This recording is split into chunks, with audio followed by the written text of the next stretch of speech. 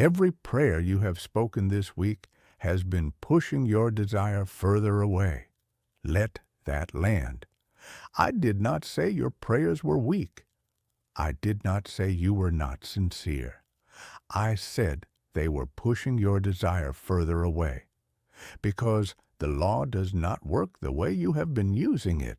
It works perfectly. It is working right now at this very moment. But you have been using it in reverse. Every time you ask for something, you are telling your subconscious mind that you do not have it. And your subconscious, because it is faithful, because it does not argue, because it has never once in the history of creation refused an instruction from consciousness, has been faithfully reproducing the state of not having.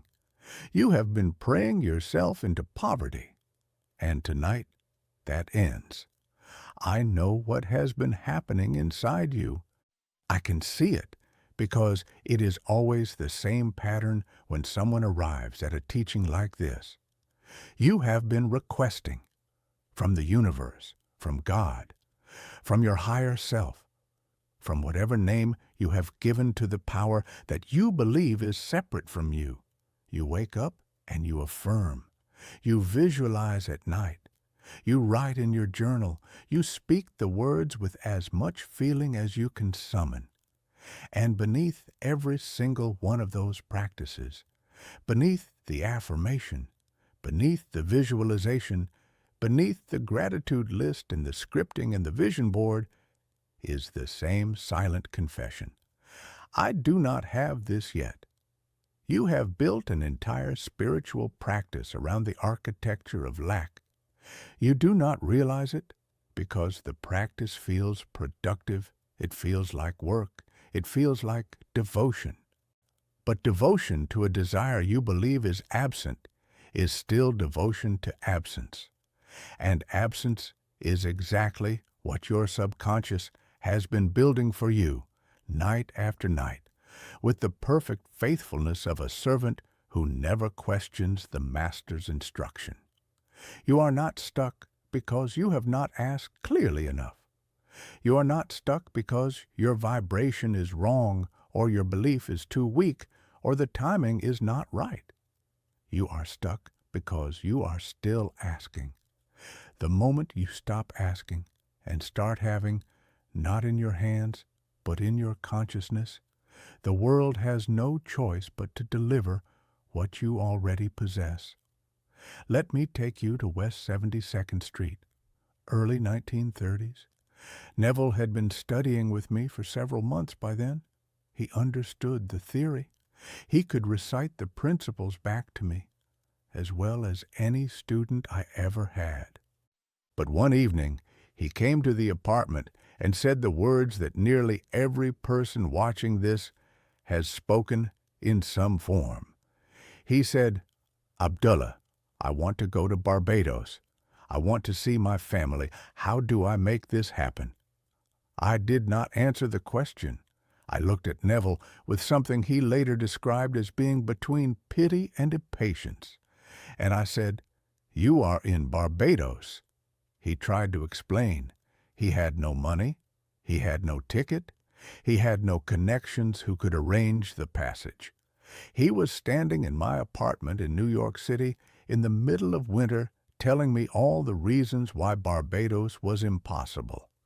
I walked to the door. I opened it. I said, "You are in Barbados." And I closed the door with Neville on the other side. I did not slam that door because I was angry. I slammed it because I refused to stand in the presence of a lie. Neville was telling me he did not have what he already possessed, and I would not participate in that fiction. I could see Barbados on him. He simply had not stopped asking long enough to see it on himself.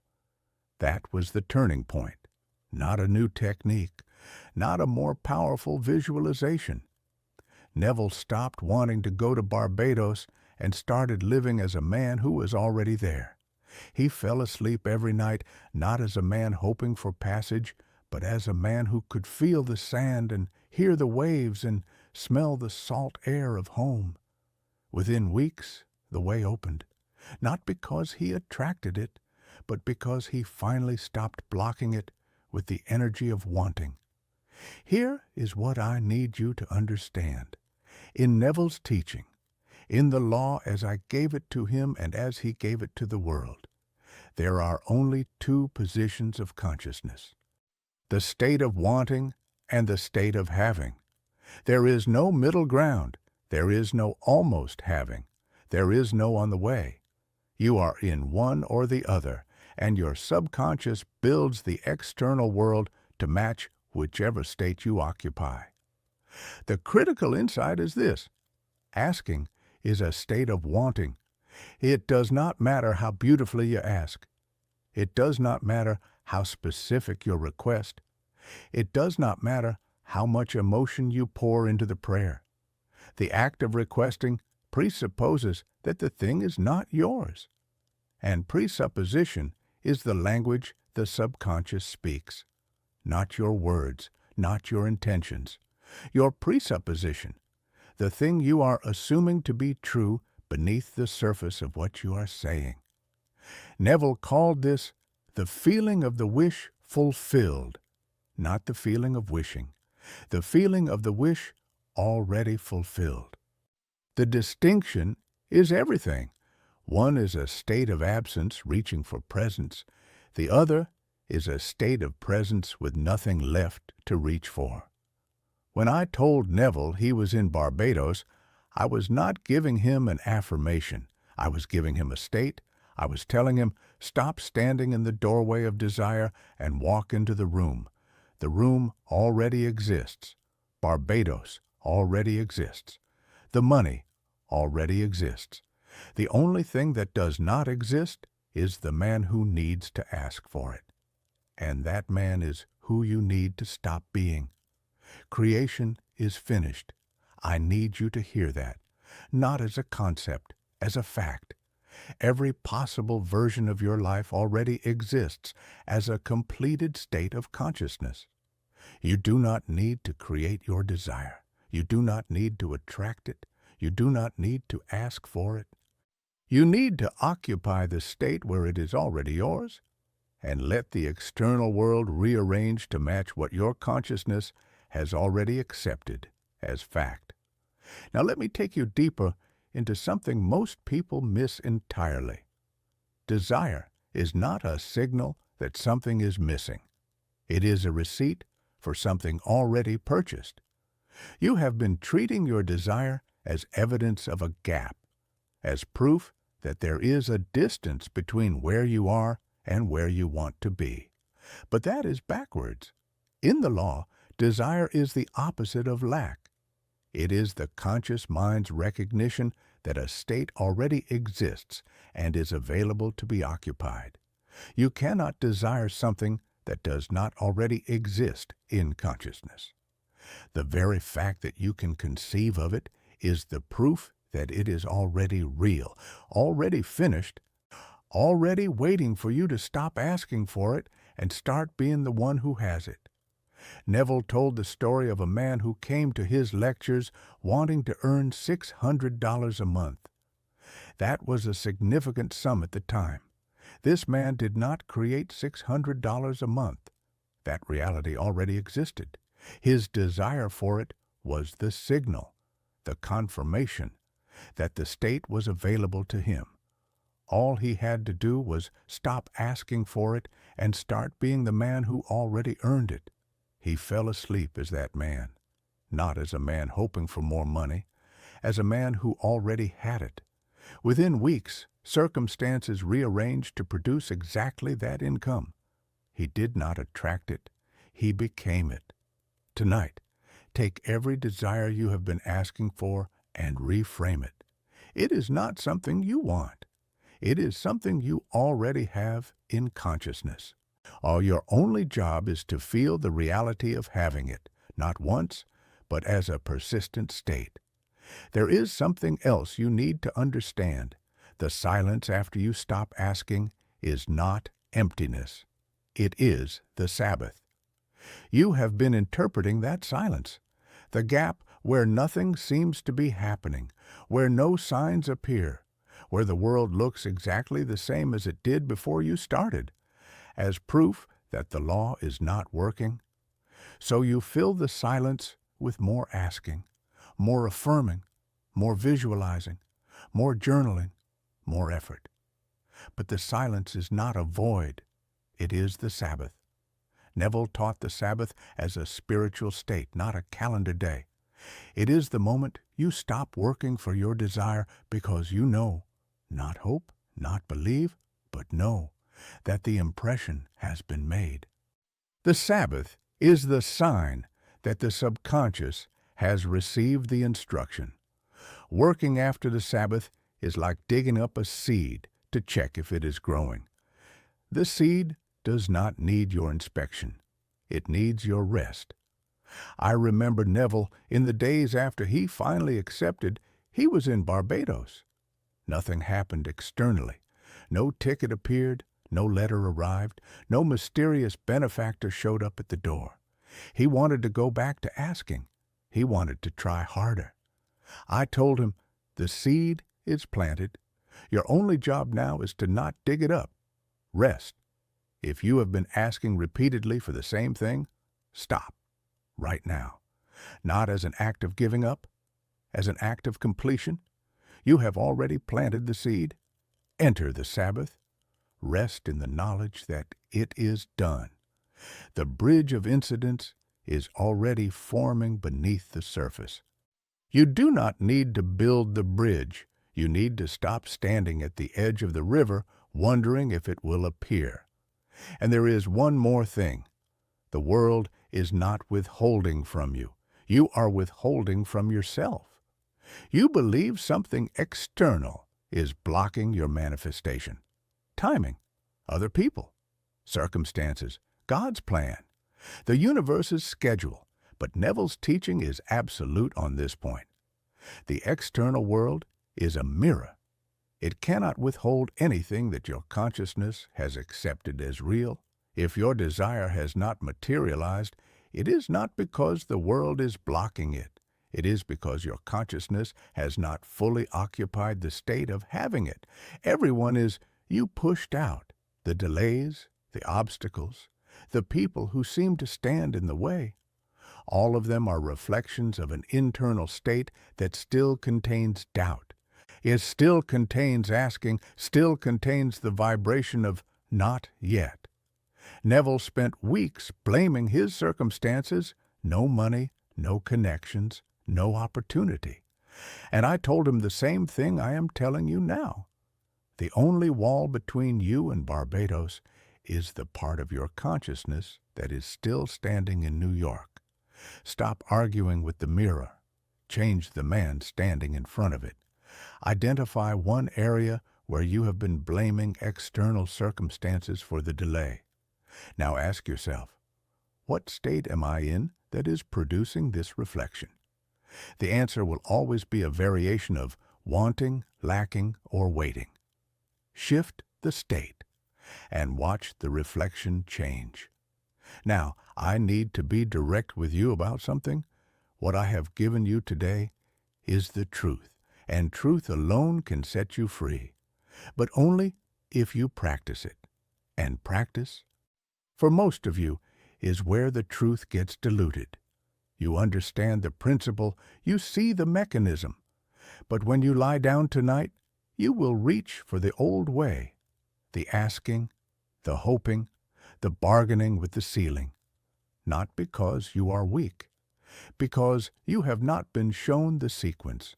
What I taught you today, the shift from wanting to having, is the central principle, but it is one movement of a 4-part nightly sequence, and doing one movement without the others is why your results have been inconsistent. The first movement is revision, clearing the soil. You cannot plant a new state in a mind still saturated with the evidence of the old day, the conversations that confirmed lack, the moments that reinforce the old identity. Revision clears the record. It rewrites those moments so your subconscious enters the night, clean.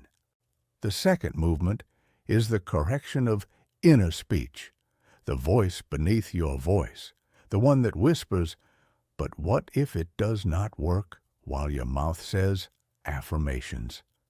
This voice must be identified and redirected, not silenced, but corrected, so that your inner speech matches the state you are entering. The third movement is precise scene construction, not a vague image of having money or being loved. A specific scene built the way Neville was actually taught to build it. Sensory, first person, implying the wish is already fulfilled. One scene, precise, felt. The fourth movement is falling asleep inside the state, the transfer. The moment the conscious mind releases and the subconscious receives the new blueprint, not falling asleep thinking about the desire, falling asleep as the person who already has it. You have been doing one of these, perhaps two, and you have been wondering why the feeling fades by morning. It fades because the sequence was never completed. The subconscious received a partial instruction, and partial instructions produce partial results. I have prepared something for you, a guide I call Rewrite Tonight. It teaches the first movement in full, a complete 3-minute pre-sleep revision protocol. How to choose the 3 moments from your day that reinforce the state of wanting, how to revise each one into the state of having, and how to feel the specific clearing that allows the remaining movements to actually take hold in the deeper mind. This is what I gave Neville before I gave him anything else, the clearing, the foundation. Without it, every scene you build sits on contaminated ground. It is free. It takes 3 minutes, and it is the reason everything else works. And for those of you who want the complete sequence, all 4 movements, all 7 nights, in the order I taught them to Neville, that exists as well. You will see it after you receive the guide. 7 nights, 4 movements. The exact sequence that turned Neville from a broke dancer into the greatest teacher of the law the world has ever known. But do not concern yourself with that now. Begin with the clearing. Begin tonight. Comment the word reset below this video. Not as a wish, not as a hope, as a declaration. You are done asking. You are done requesting from a universe that has already given you everything. You are done lying down at night carrying the weight of an unrevised day and planting seeds in poisoned soil. Comment, reset, and I will send you the guide personally. Now let me give you something for tonight. Before the guide arrives, one practice. When you lie down tonight, I want you to do something that will feel strange at first. I want you to do nothing, no visualization, no affirmation, no asking. Instead, simply lie there and feel what it would feel like if the thing you have been asking for was already yours. Not the excitement of getting it, not the relief of finally receiving it, the ordinariness of having it, the feeling of a Tuesday morning where this thing has been true for months and you are no longer even thinking about it because it is simply part of your life. Feel the settled quality of that, the quiet confidence, the absence of longing. That is the state of having. And when you feel it, truly feel it, even for a moment, you have done more in that one moment than months of asking could ever do. Hold that feeling as you drift off. Do not force it. Do not grip it. Simply rest inside it, and let sleep carry the impression where it needs to go. And if you find that the old state of wanting pulls you back, if you catch yourself reaching again, that is exactly what the revision protocol in the guide is designed to clear. Comment, reset. I want you to understand something about where you are right now. You have been asking for weeks, perhaps for years, And the fact that you are still here, still watching, still searching for the answer, that is not a sign of failure. That is a sign that the state of having is so close to you that your consciousness cannot stop reaching for it. But reaching is the last barrier, the very last one. Everything else, the doubt, the fear, the confusion, all of that falls away the moment you stop reaching and start resting in what is already yours. The delay you have experienced is not punishment. It is not a test. It is the distance between asking and having. And that distance is not measured in time. It is measured in states. The moment you shift from the state of wanting to the state of possessing, time collapses. What took years of asking can materialize in days of being. There is coming a moment, and it is closer than you think, where you will realize that the thing you have been begging for has been in the room with you the entire time, and you will laugh, not because it was funny, but because you will see that the only thing standing between you and your desire was the asking itself. But there is a deeper layer I have not touched yet, a method I gave Neville for collapsing time itself, not just shifting from wanting to having, but assuming it already happened. That changes everything, and that is next.